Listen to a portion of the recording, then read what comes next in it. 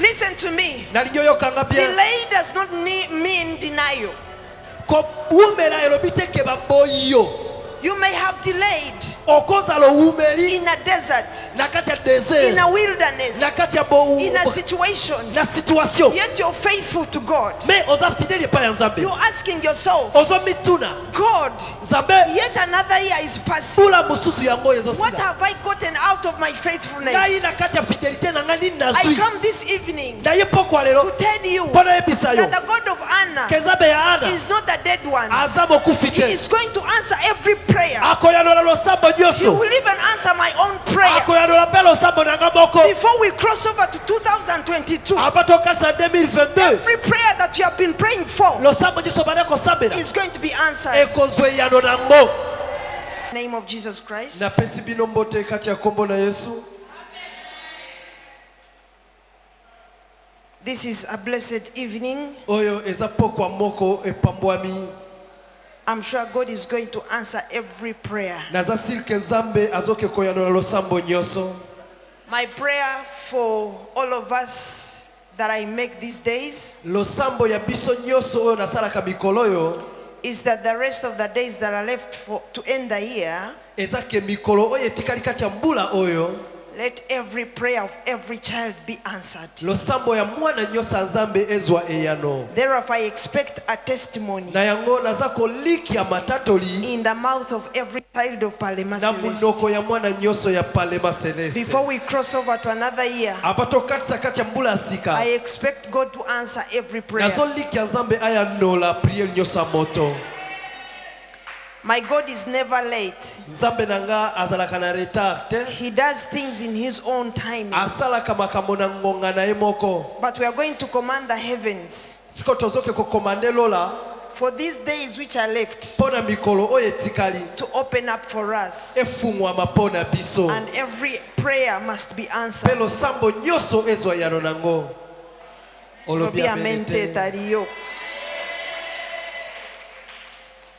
Ngana roba kamikono nyoso soko ndimiri roba te ngai na kondima ngo pesa lisinga.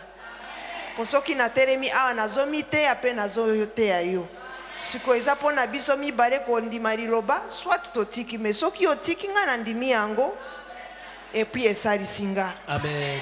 Loba amen ya bien. Amen. Let us go in the book of 1 Samuel chapter 1 verses 1 up to 27. Toke na 1 Samuel chapitre 1 tokotanga partir ya verset 18 na 27. 1 Samuel chapitre 1 à partir ya verset 1 na 27. There was a man from Ramathaim, a Zuphite, from the hill country of Ephraim, Ezalaki na tata moko na mboka ya Ephraim whose name was Elkanah, son of Jeroham. kombo na ye ezalaki Elkana mwana ya Jeroam, The son of Tohu, the son of Zaph, an Ephraimite. mwana ya Ephraimite. He had two wives, one was called Hannah and another one was called Penina. Azalaki na basi mibale moko kombo na ye Ana mususu Penina. Penina had children, but Hannah had none. Penina azalaki na bana me Ana abota mwana te. But year after year, this man went up from his town to worship and sacrifice to the Lord Almighty at Shiloh. Chaque année tata oya banda kolongwa kati ya mboka na ye amati na ngomba akiko servir nzambe na Shilo. Whenever the day came for Elkanah to sacrifice, Chaque fois soki ngonga ya sacrifice beti, he would give portions of the meat to his wife Penina and to all her sons and daughters. abanda kopesa biteni ya sacrifice pa ya mwasi na ye Penina pe bana na ye abota. But to Hannah, he gave a double portion because he loved her. Pona mama Ana abanda kopesa ka double portion parce que alinga ye mingi. And the Lord had closed her womb. Parce que nzambe akanga matrice na ye. Because the Lord had closed Hannah's womb, her rival kept provoking her in order to irritate her. Lokola nzamba akanga matrice ya Ana moyini na ye a continue kaka ko provoquer po a décourager ye. And this went on year after year. Yango provocation ebanda ko yaka mbula simambula. Whenever Hannah went up to the house of the Lord, her rival provoked her till she wept and would not eat anything. mukolo nyonso soki ana auti kati anda kwa nzambe mama Penina bandako provoke ye aleli ti aboyi kolia. Her husband Elkanah would say to her, Hannah, why are you weeping? Mwasi mubali na Elkana bandako yebisa mama ana pona nini ozolela. Why don't you eat your food? Pona nini olia bilei na ote. Why are you downhearted? Pona nini motema naweza yako kita. Don't I mean more than the children? Eske ngai naza muti ya valel teko le kabana. Don't I mean more than 10 sons? Naza ya valel teko le kabana 10. Once when they had finished eating and drinking in Shiloh. Chaque fois soki ana sisi kolia pe komera. Once when they had finished eating and drinking in Shiloh. Mukolo moko tango ba sisi kolia pe komera kati ya Shiloh. Hannah stood up. Ana atelema. Now Eli, the priest, was sitting on his chair by the doorpost of the Lord's house. Sikoyo nganga nzambe Eli atelema de kote li église na kiti na ye. In her deep anguish, Hannah prayed to the Lord. Ana na kati ya mawa pe pasi minya sambela nzambe. And she was weeping bitterly. Abanda pe kolela makasi. And she made a vow saying, Asali ve alobi boye. Lord Almighty, Onkolo. if you will only look on your servant's misery and remember me and not forget your servant, but give her a son. Papa, soki ya solo otala ka mawa ya basali na yo, kobosa na ngate, kanisa nga pepesa nga mwana ya mobali. Then I will give him to the Lord for all the days of his life, and no razor will ever be used on his head. Pe na kopesa mwana wana ko servir ya mikolo nyosa bomo ina ye pe suki na ye ekokata na te. She kept on praying to the Lord. Eli, the priest, observed her. Akontiwe kombonde la zambe pe nganga nzambe Eli amoni ye. Hannah was praying in her heart, and her lips were moving, but her voice was not heard by Ana Eli. abandako sambela kati ya motema bibebo na ye ebandako fungwa mame malobezo bimate. And Eli thought she was drunk. Nganga nzambe kanisi ke mama ana zana kwiti. And then he said to her, Atuni ye. how long are you going to stay drunk? Yo okokoma okozala bongo mutia milango ati boni. Put away your wine. Longola ba alcohol nao.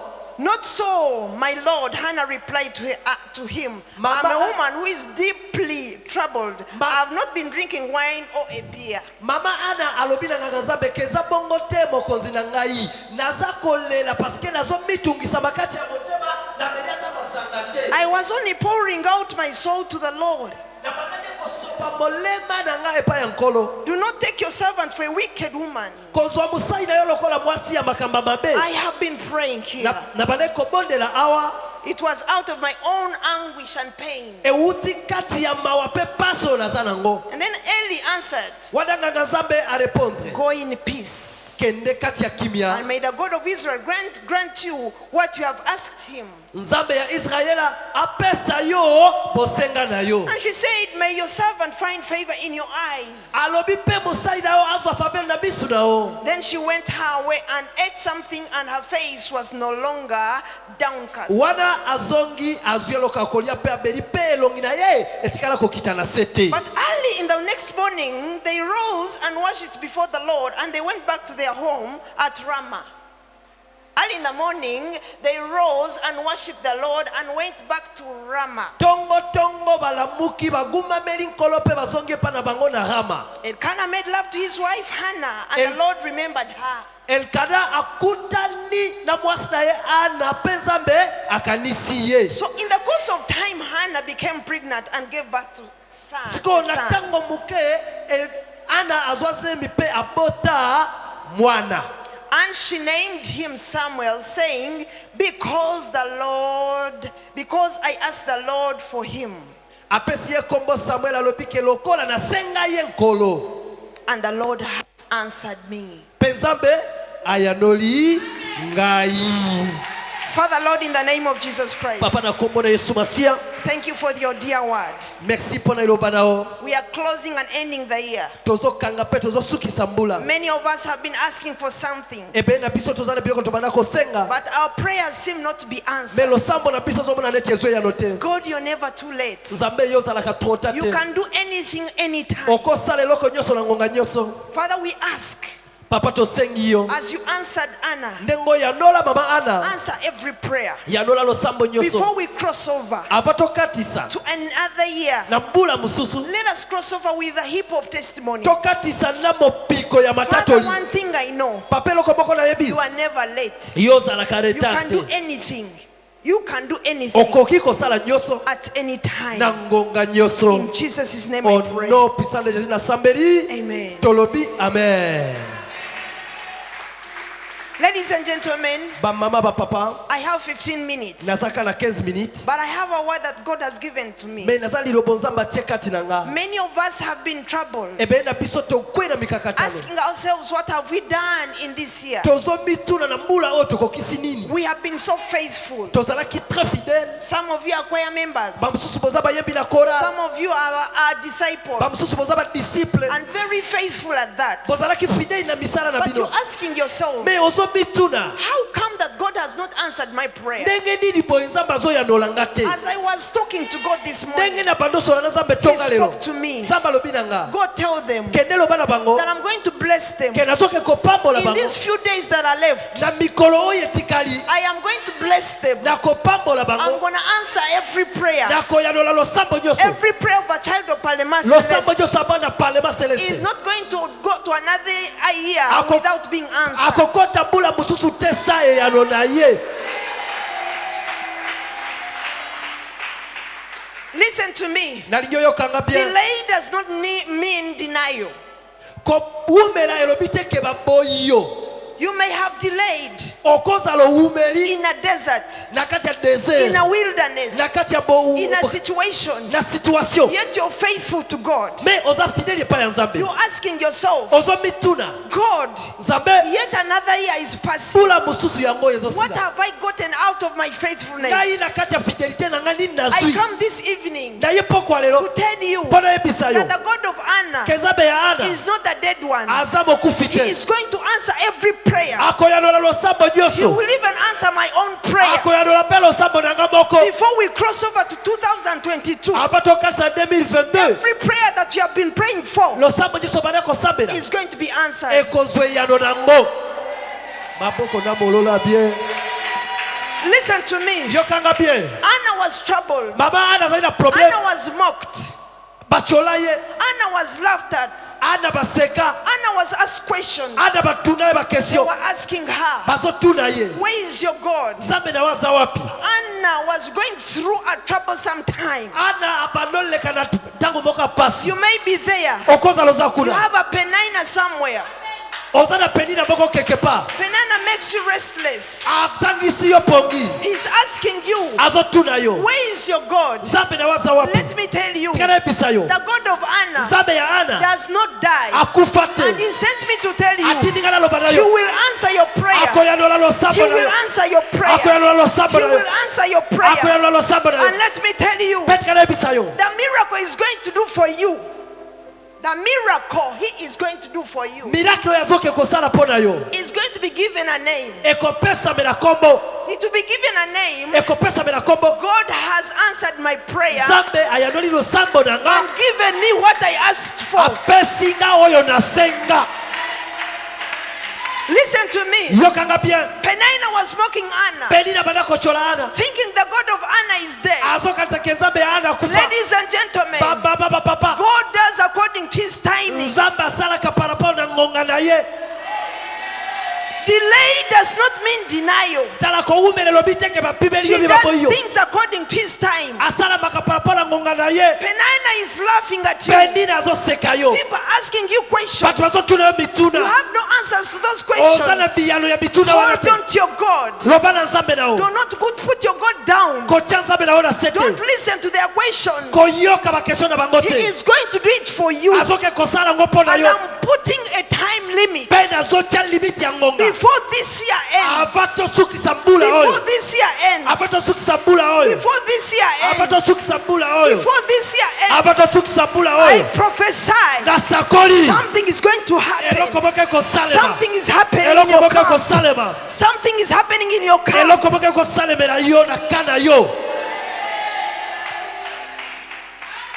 The Bible says Bible lobi this woman called Anna mwasi na komba Ana was being loved by her husband. baseka ye nambanda Was being loved by his alinga husband. mingi na mobali na ye She was a favorite of her husband. azalaki mwasi mobali alinga mingi. The Bible says Bible lobi each time Elkanah, the husband, went for sacrifice, chaque fois soki mobali na ye Elkana akeko pesa he would sacrifice give a double portion abanda ko pesa une double for portion Anna. et pas And Ana listen to me, me yokanga sacrifices don't die, sacrifice kufa kate prayers don't die. losambe kufa God kate remembers prayers zamba kanisa and losambo he sees the sacrifices. pe amona sacrifice.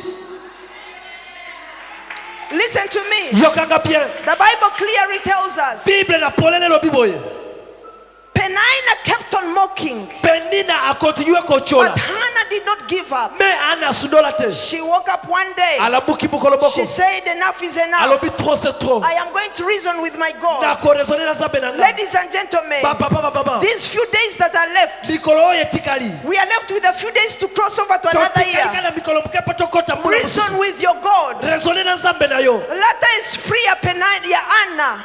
Banda kosoro nanzambo rezone na ye. Lakisa ye bola munyoso saleli ye. Lakisa ye ba sacrifice opesi ye. Azanzamba za mutute. Akoki kwe skroke yote. Lakisa ye totikali na mikolo muke. Tokatisa na 2022. Benzambe na ngai. Yoso robali korona ngai. Eza wapi. Nazomo na ngote. Nazomo na ngote. Bazo seka ngai. Bautu na ngaba kesyo na zana bianote. Nzambo za wapi. Anna kendaki na ndaku na nzambe alobina zokende metulo oyo lusambo da zokende kosara ekozara ko raisonner na nzambe o discuter na nzambe osolola na ye alobaki toluka ye tokomona ye. Est-ce que omoni ye? Omoni ye nanu te? Apesa biso nzela ke yaka to raisonner nalingi mikolo oyo etikali ya muke ape na biso bakristo toyakaka na eglize koma religio balobi sambelo oyeba te na nini ozosambelela zala na motifu ya lusambo na yo. Nzambe apesa biso nzela ke yaka tosala nini to raisonner yebisa nzambe nasambelaka yo natika bisengo ya mukili na sakrifia makambo na ngai nyonso nalanda yo naza disciple nateyaka evangile naza protocole nasalaka mosala ngai yoyo 5 tozokuta 6e ane namoni eloko te na ye to raisonner na mikolo oyo etikali baresonaka na nzambe. amen. Ana lobi trop c'est trop. Na keime tout loyo, il faut na zonga na nini na réponse. Nzamba répondraka. Taringa ka ozotala lokola télévision nzamba sala kanini na répondraka. Bible zoyebisa biso Anna akoti na tempere ya nzambe akuti prophète Eli avandi na porte alekia apesi mbonjo alekie akoti na chaudière abandi ko raisonner na nzambe robi na lembi baseki ngai ya kokoka ngai yoyo anezo sira nini nazina bolamu ya koya na église chaque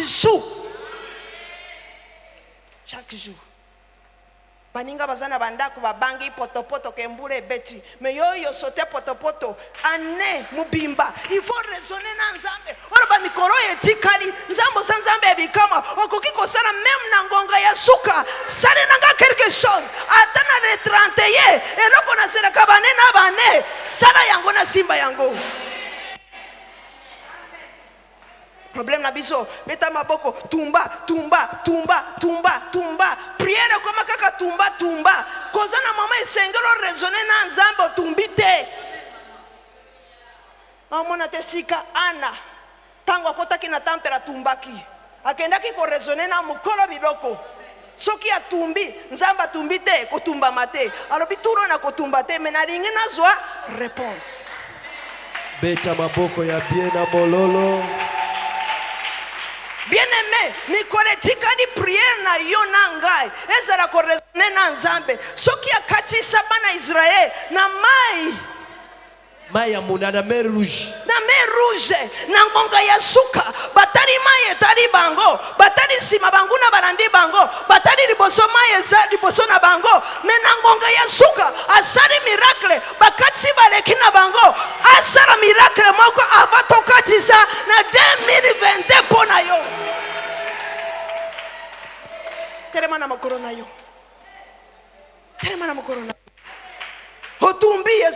bukama te, obuki ezobukana te, okundi ezokundama te, orezone na nzambe, okanisi ana tumbaki te atumbaki, merobi tulo yo na rembi kotumba, na kokende pa ya mukolo ya biloko, na rezone na ye, mubani nanga pesaka sacrifice. Bible robi ke soki mubani na ya kabana ko pesa sacrifice, abana ko pesa double portion. Double portion. Pona ana, meribote ya kakate. Ana robi no, trop c'est trop.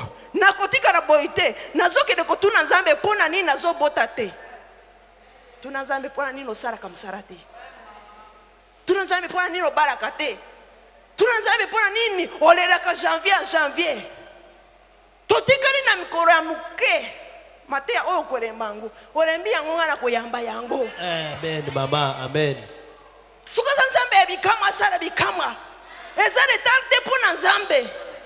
Na pesi bin exemplaire ya mer rouge kabwana po bana Israel basara nini? Baleka. Normalement mer rouge po kabwana esengreza des années ba chinois bakiti, ba indien bakiti, technologie ya ndenge nini kiti po bakabora mer rouge. Menzambe ko sara ngona in. Betela Yesu maboka molola bien. Nzamba sari ngona in minute. Bakangi miso ko fongola miso. Bakaiko mona nzera na kati ya mai na sakori likolo na yo. Amen. Ezara le 31 ya ane oyo.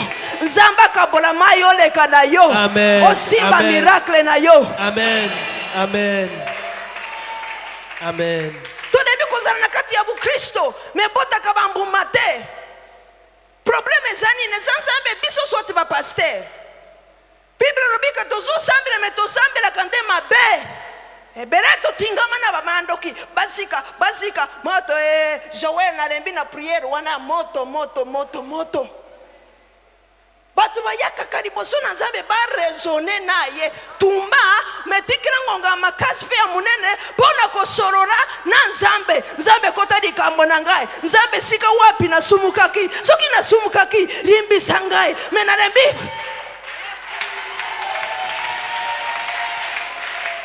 ayo kaka mama na jine ye moka pesi biso nzereke boya to sana nini to raisonner to sorora janvier témoignage sarakate janvier oya kaka na église me batuna kami tuno zana bianote batuna kanzambe na yo za wapi osana réponse te bazo mona roboka na nzambe na vina yote janvier me to pesa bena nzera robi boya to sana nini to sorora soki ngonga ya kotumba ezara mkuse Joël po soki mukora biloka tumbite ekotumba mate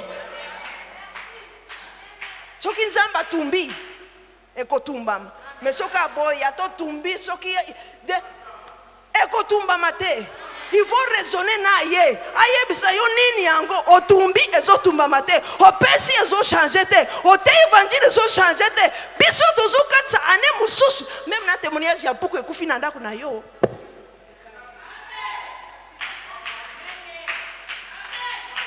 Yo kangai. Ana azui décision. Bible zoro batango azoki décision. Makambo esaremi. Eli abimisi roba. Alobi tsoko pesinga mwana nzambe na kozongisela ye. Bible zoro bake ane eleki ana simbi mwana na maboko abengi mwana wana ke nzambe na sambela ke apesa kingai biano tika miracle ane oyo ezara ke nzambe na sambela ki tara biana pesinga nzambe na sambela ki tara musara simbi singa nzambe na sambela ki tare lokwa sareli ngai esare mere onode tombra maboko na ilikoro. Father, in the name of Jesus Christ, we thank you for this word. You spoke to me this morning that you're going to give us miracles, that we shall name that our God we prayed, look and behold what he has given us. You gave me an example of Anna in the Bible. Father, we are drawing close to an end of the year. Our prayers we say the whole year. We pray that may they give fruits. tosamba yo pe bota bambuma You are never late, oh God. yoko ozalaka retard Even on the 31st of December, ata na le 31 décembre you can do something. okosala quelque chose May you do something sala quelque chose as you did it for Anna. pe ndenge osala mpona May we Ana. hold our Samuels nzambe tosimba basamuel as Anna held her ndenge Samuel. ana asimba samuel na Answer ye our prayers. yanola balosambo na biso Close the mouths of our enemies. kanga biloko ya banguna na They biso have laughed enough. baleki trop They baseki trop have asked questions enough. batuni mituna We eleki have been mocked enough. tocholami trop We have been embarrassed enough. bayokisi biso soni trop Father, I pray this evening papa tosambeli poko as oyo we are crossing over to another year. ndenge tozokatisa kati ya Do kula something, oh God. sala eloko Do moko something for your people. sala eloko Do mpona something for your people. sala eloko mpona You are bato able. oza na bakoki You can do it. okoki kosala You are ngo never late. ozalaka na You are retard. never weak.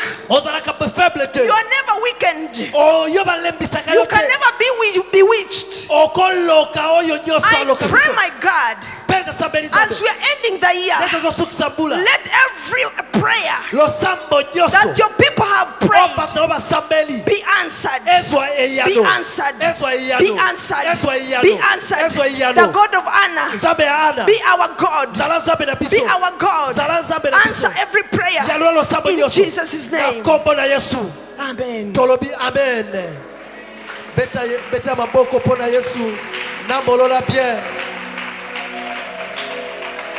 Masiya zalilisekwa asekwisi nyonso ya ngai sokinga nazo Pema lukumwezongela kolo Come on, yemba dongo na biso zali lilisekwa asekwisa nyonso ya yo nyonso yanga sokinga nazopema lukumwezongela kolo nyonso bakunda asekwisa yango Wanajitiki esika na mwana poti na zabe na emwa oyo etikali tukinga nazopeba lokumwezongela kolo.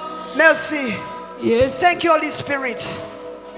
Thank you, Holy Spirit. merci Saint-Esprit I know you're here. nayebi ke ozali Accomplish your word. kokisa liloba na yo You spoke to me olobaki na nga that every prayer that these people have prayed, ke losambo nyonso bato oyo basambeli before we cross over, ava tokatisa they must see an answer. il faut bamona bareponse Accomplish it, oh God. kokisa yango nzambe Otikala na kanya nyongo ya mutu te. amen Nzambe futa nyongo nyonso za na biso. Amen. Biso tosali pa na biso. Je reçois. Toluki ye ane mupimba. Yes. Tosaleli yo.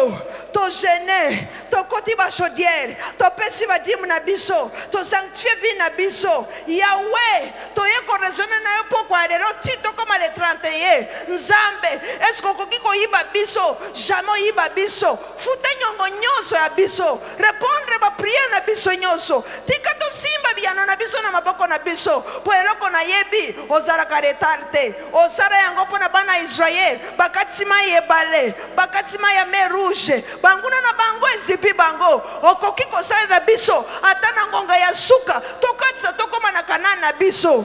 Au nom de Jésus-Christ de Nazareth. tolobi amen obeteli yesu maboko na molola bien betango bien mama mololo ezoyokana te Come on, get hold of your sacrifice. simba sacrifice na yo But I insist, me nazobeta sete with these few days that are left, na mikolo oyo moke etikali let us be serious. tozala très sérieux When they say come to church, when they say invite people, soki balobi bengisa bato do your part. sala part na And yo let me see whether God will remain with your debt. mpe tika tomona soki nzambe aotikala na niongo na yo Balobi bofuta dim na bino. Futa yango. Totala soki nzambe penza kotika kota mabere saka futa nyongo na yo. Tosali par na biso. Il faut tolikila nzambe pe asala par na ye. Tozo raisonner na ndenge ya misala na biso ya ba prière, ya bisala na biso ba dimba sacrifice bo fran na biso, ba evangelisation na biso. Tosala par na biso. Nzanga mbe totala soki nzambe akotikala na nyongo na biso. Amen. atikalaka na nyongo ya mutu te. Amen. Listen to me. Nalinyoyokanga bien. Delay does not mean denial. Ko umela elobi te ke baboyo. You may have delayed Okozala umeli in a desert, na kati ya desert. in a wilderness, Na kati ya in a situation, na situation. yet you're faithful to God. Mais oza fidèle pa ya Nzambe. You're asking yourself, Ozo mituna. God, Nzambe yet another year is passing. pula mususu yango ezo What sila. have I gotten out of my faithfulness? Ngai na kati ya fidélité na ngani I nazui. come this evening Na ye pokwa lelo. to tell you Pona yebisa yo. that the God of Anna Ke Nzambe ya Ana. is not a dead one. Aza mokufi He te. is going to answer every prayer. Akoyanola losambo He nyonso. will even answer my own prayer. Akoyanola mpe losambo na nga moko. Before we cross over to 2022, Apa tokatisa 2022. every prayer that you have been praying for Losambo nyonso bana kosambela. is going to be answered. Ekozwe yano nango.